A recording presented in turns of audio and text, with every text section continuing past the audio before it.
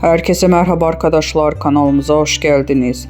Mert Ramazan Demir ve Afra Saraçoğlu ayrılık iddialarına net bir şekilde cevap verdi. Afra Saraçoğlu, Paris Moda Haftası dönüşü Mert Ramazan Demir ile yaşadığı ayrılık iddialarına son noktayı koyarak açıklamalarda bulundu.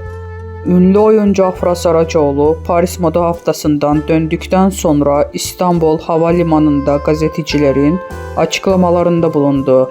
Son dönemde adı Mert Ramazan Demir ile yaşadığı ilişki hakkında çıkan ayrılık dedikoduları ile gündeme gelen Saraçoğlu bu iddialara açıklık getirdi.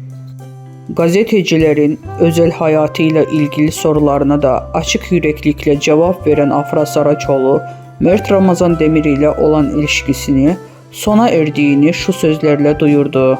"Artık bitti ve gitti" dedi.